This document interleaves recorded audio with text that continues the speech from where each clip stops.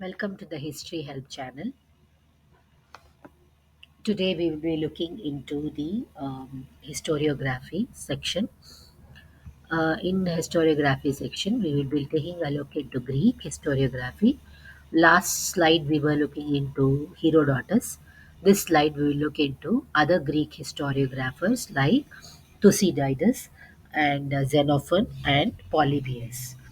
So um, Herodotus was known as father of history, but Thucydides was known as a scientific historian or a objective historian. He was born in 460 BC in Athenian family. He was, a general in Athenian army.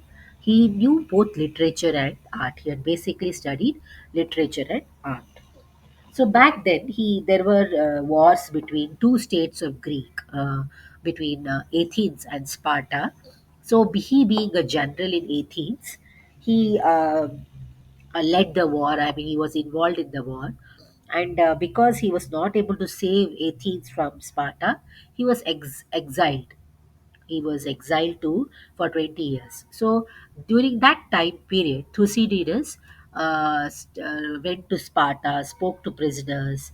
He also traveled widely. And so, as a general, he was able to uh, understand about the war from both the sides. So he was basically a witness to both Athens and Sparta wars. So he comes. He after that he came back once he was exiled for 20 years only. After that he comes back to Athens, and after that he dies. So this is a picture of Thucydides. So his work was basically called as the History of Peloponnesian War. This was about the Greek states, Athens and Sparta.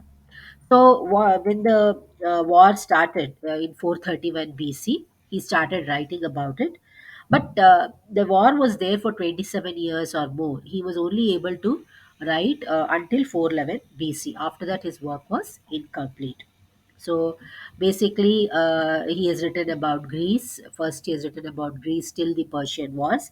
Then he has talked about the war. So when he wrote about these books, when he wrote this his work, he is basically he took all the sources for collecting his material.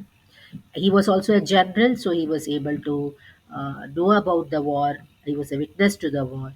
He recorded the speeches. So he was a very careful author. Not only that, he also touched upon the economic history. He has written about how Athens was, and he tells about the economic conditions in Athens, the wealth and resources that is there. So he has also touched about economic history. Then he has also touched about the social history. He talks about the daily life of people, the social conditions. So Herodotus talked about geography and the states and the kings. But Thucydides, who was also 13 years younger to Herodotus, talks about economic and social history as well. He not only that, he also talks about the effects of war, strategies of war, what happens after a war. So think in this 431 BC, a person talking about psychology and the negative effects of war is itself a very great thing. So he has talked about moral, sociological, psychological factors that happens after the war, the misery it causes. So he was called a scientific historian. Why? Because see, Herodotus was talking only about the what, but Thucydides talked about the how and the why. So he talked about the causes, what caused, what was the motives. He tried to explain the process. So he was not just interested in what happened. He was also interested in how and why it happened. He was scientific, so he kind of referred all sources. He recorded the speeches of all the people involved in the war. He visited the prisoners because he was exiled from Athens. He had time to visit Sparta. He talked with the prisoners. He also went to Sparta, so he could get information from both the sources, Athens and Sparta. He also applied a technique known as Anaxagoras process. This process is, see, when you write history, if you have sources, you will be able to write the history very well. But what happens if you do not know, if you do not have any sources? That is when Thucydides used this anaxagoras process. In this process, he sees, um, do similar conditions exist in the present, and he tries to imagine what might have happened in the past. So he's trying to uh, go back into the past, um, by understanding what is happening today. So, or by understanding what is known, he goes to the unknown. So it is like you're tracing backwards, either trying to find if a similar action might have happened, what would people have done, what people do today. So, or from known facts, he goes to unknown facts. That is known as Anaxagoras process. And this was later adopted by German historians like Rankin later on, but he was the first to do so. His approach also was very rational, and he applied always pure reason. So he didn't believe in gossip. He always went back to the roots. This is something which is very great in somebody doing in 431 BC. Talking a rational approach is itself very, surprising. So back then it was a 430, 460 BC was very close to epic ages. So people were more interested in poetry and imagination and storytelling. So just imagine Thucydides back then trying to write history very accurately using correct sources. That itself makes him a scientific historian. He covered all the history topics basically, economic, social, everything. Moreover, he was a moralist. He kind of gave quotations like this: not every brave man wants war. So sometimes greed causes war, and after that, greed will cause a war. Soldiers will go on the war. Soldiers will be brave. They will die, but it is not necessary that everybody wants war. Just because a man is brave does not mean he wants war. So he was a moralist. He used to make quotations like this. Second quotation: justice is better than expediency. So it's always better to, speedily give justice rather than come for a temporary solution. Then love of fame leads to destruction. So he observed the wars and he realized how a greed, how power can actually lead to destruction. So many more such quotes he has written in his book. So that makes him a moralist. He was like he gave a code of conduct. He believed in democracy. He did not like aristocracy, monarchy, or dictatorship. Also, he was very accurate because he always relied on the sources. For Thucydides, history was always a organic process. One event would lead to another. Okay. Then he always stressed on objectivity. So he wanted it to history should be written without bias. That is what his objective was.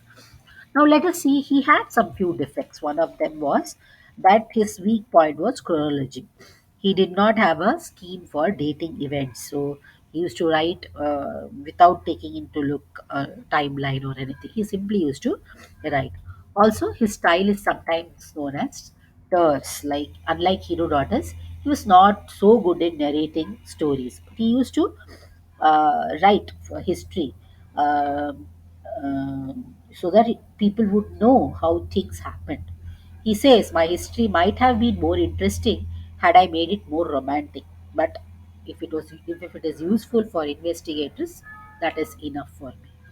So the next historian we'll talk about is Xenophon. He was born in Athens in 430 BC. He also wrote a number of books. He wrote Memorabilia. So he basically was a student under Socrates. So his book on Memorabilia talks about his life with Socrates, and it also talks about Greek. So he learned philosophy from Socrates. So that is what he writes. His second book is on Anabasis. Anabasis tells it the military operations that he underwent. So he was also a he was what happened was he Xenophon, after learning philosophy from Socrates, he went and joined Cyrus. So, what happened? Cyrus was killed in the civil war. So there were some 10,000 Greek mercenaries who refused to, after Cyrus' death, the Greeks, 10,000 Greek mercenaries were having no general or commander because Cyrus was killed. And the Greeks refused to surrender to the Persians. It was then Xenophon who took the leadership because Cyrus was killed.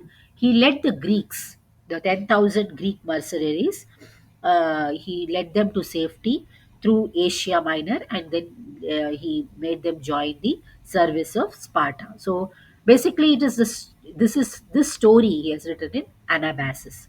So Anabasis is basically the story when Cyrus gets killed and how Xenophon takes control of the Greek soldiers and leads them to safety. So that account he has given. The third book he has written is Hellenic, History of the Peloponnesian War. So you remember that uh, Thucydides wrote the history of Peloponnesian War, but it was incomplete.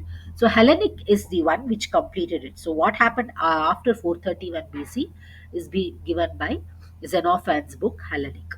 So for all his good work, he was not very considered very great when compared to Thucydides or Herodotus, but still his contributions was immense. He died in 354 BC.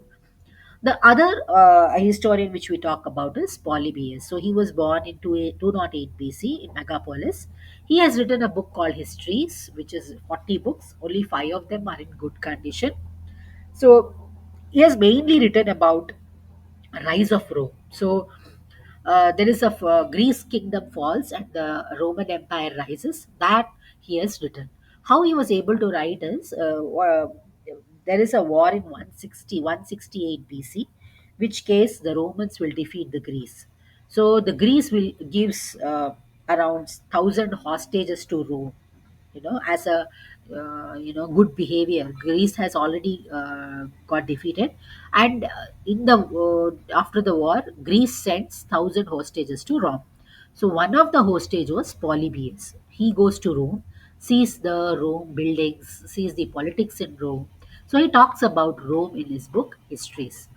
So there are three features to note in his book. One of them is he always used official documents to write all this history, and he also writes about the topography or the geography, and he also writes about political affairs.